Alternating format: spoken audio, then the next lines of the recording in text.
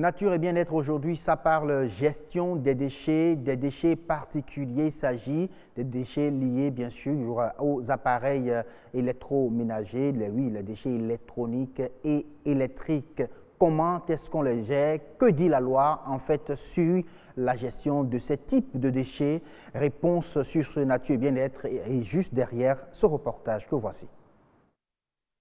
Le développement de la science et de la technologie rend l'homme de plus en plus dépendant des appareils. Au bureau comme à la maison, l'homme a besoin des équipements électriques et électroniques au quotidien. L'homme est devenu esclave du progrès. Au Bénin, par exemple, des milliers de tonnes d'équipements électriques et électroniques atterrissent sur le territoire. De façon générale, ces produits nous viennent de l'Occident pour faire court. Principalement, nous avons des grands producteurs tels que la France, il y a les États-Unis, qui, dans la difficulté de gestion ou dans une bonne politique ou stratégie de gestion de ces produits usagés, qui sont finalement des déchets électroniques et électriques, se retrouvent dans la possibilité en fait de convoyer en fait ces produits usagés vers des pays en voie de développement. Je peux vous dire qu'on envoie aussi ces produits-là en Chine. Donc pourtant la Chine, on ne peut plus dire que la Chine est un produit en voie de développement aujourd'hui. Donc en gros, ces déchets proviennent de l'Occident. Mais que deviennent les déchets électriques et électroniques? Selon l'Organisation des Nations Unies, en 2007, le Bénin est passé de 6 000 à 8 000 tonnes de déchets électriques et électroniques. Ces équipements de deuxième main pour la plupart se retrouvent très tôt sur les dépotoirs et décharges. L'eau de pluie, lessive, tous les métaux lourds qu'ils contiennent et cela entraîne la pollution de la nappe phréatique.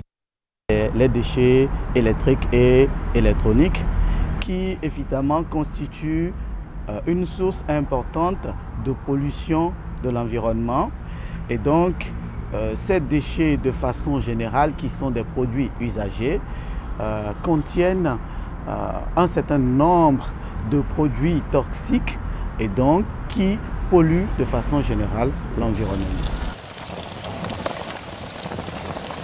Ceux qui travaillent sur ces déchets sauvages, à force de casser, d'inhaler les gaz et de brûler les plastiques, sont totalement exposés aux maladies et en meurent en silence sans que personne n'arrive à faire le lien entre leur travail et leur décès. Il y a plusieurs composantes de ces déchets-là. Par exemple, il y a une part de plastique, il y a une part de céramique. Donc, il faut recycler. Ça veut dire qu'en temps, il faudra séparer chaque partie qui compose ces déchets-là et maintenant les réutiliser. Donc, les transformer à faire autre chose, d'accord, ou les réutiliser autrement.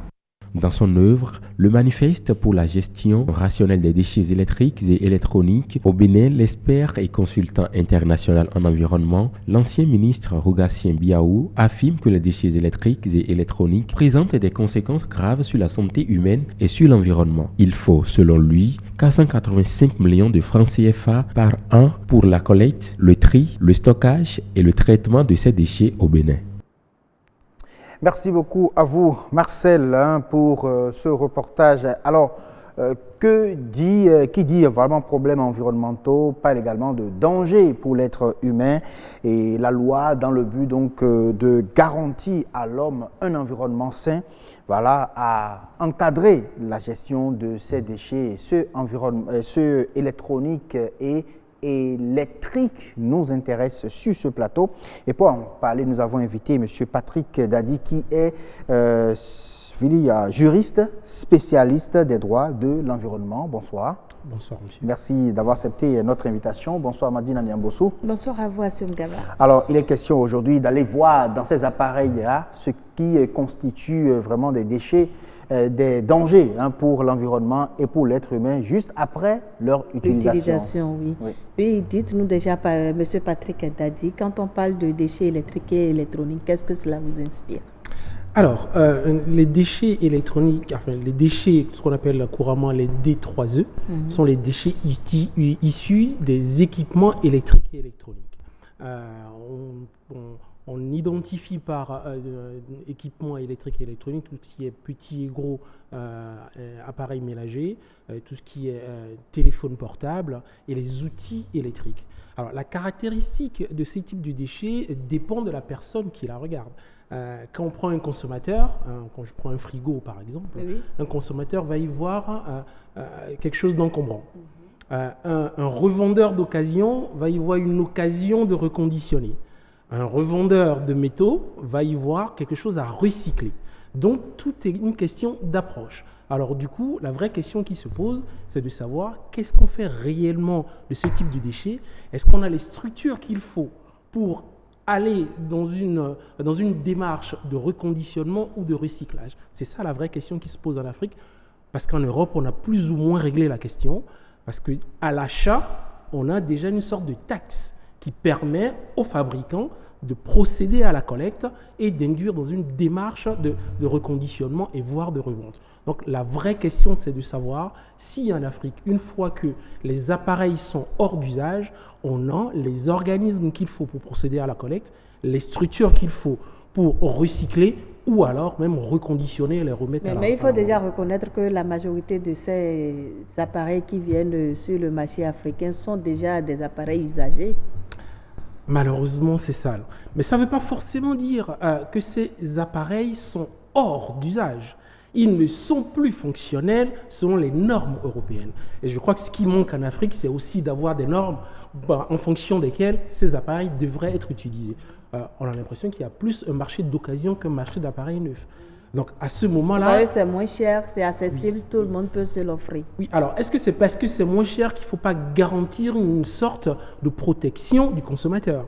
Donc au moment de l'achat, il va falloir émettre une sorte de taxe pour permettre à des organismes de procéder à la collecte, au reconditionnement, voire au recyclage. Oui, alors en l'état, est-ce que la loi au Bénin offre des possibilités de recyclage sans nuire à l'environnement et à l'être humain? Alors, le contexte béninois est toujours bien quand il s'agit de la loi. La loi garantit tout.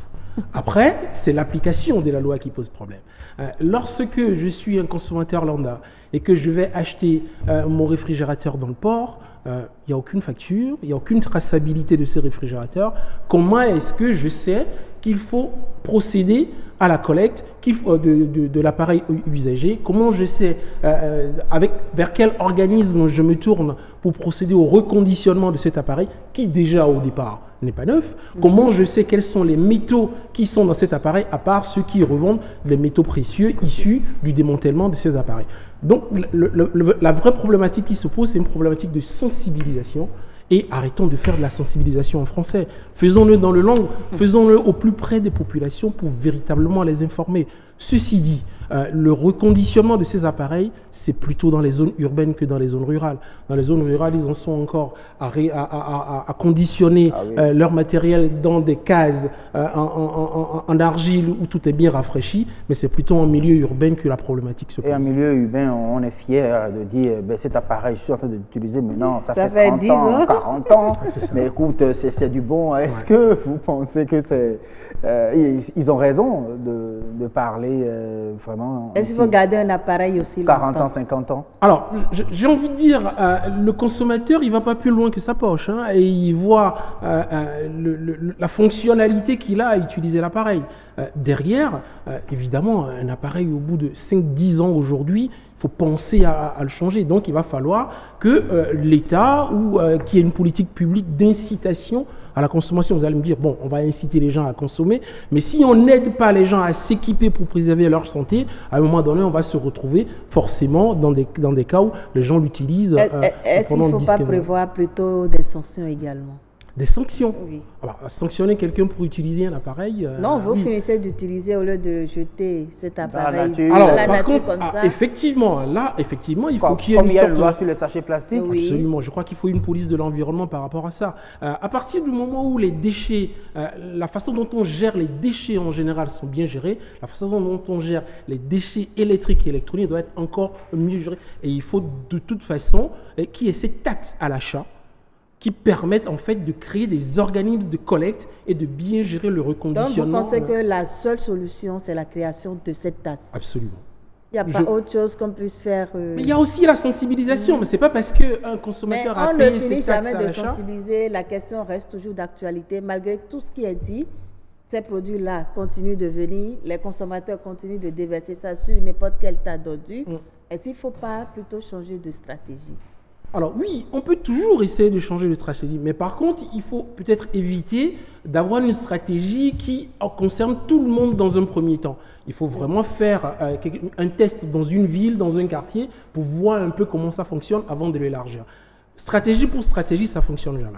Il faut vraiment se donner le temps de l'application de la stratégie sur une petite parcelle, une petite partie du territoire, avec des consommateurs volontaires pour voir comment ça fonctionne, réajuster avant de l'élargir. Mais depuis, vous ne nous avez pas dit en quoi ces déchets électriques et électroniques constituent vraiment un danger pour l'environnement. Comment est-ce que ces déchets-là contribuent à détruire notre environnement? Alors, ils détruisent notre environnement par rapport aux métaux lourds qui sont dans ces déchets. Et en réalité, ils détruisent déjà la santé de ceux qui essaient de recycler ces déchets avant même de détruire l'environnement, parce que ce n'est pas des matières qui sont biodégradables.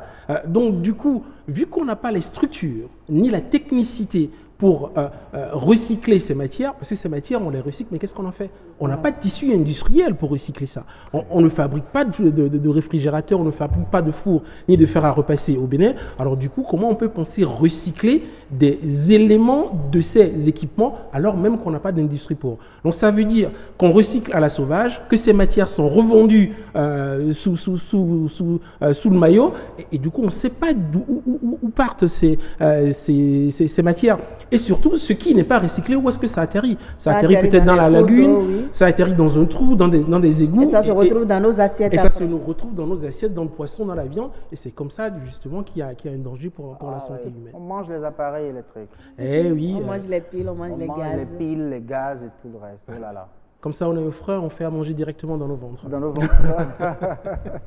Vraiment, je pense qu'il faut que le message aille loin et que ça touche ceux qui doivent prendre en réalité cette décision-là. Merci à vous déjà d'avoir effectué le déplacement, d'avoir accepté notre invitation de venir sur ce plateau, nous éclairer sur ces dangers que constitue la mauvaise gestion des déchets électriques et électroniques au Bénin. Merci à vous. Merci à Madina Niabosso.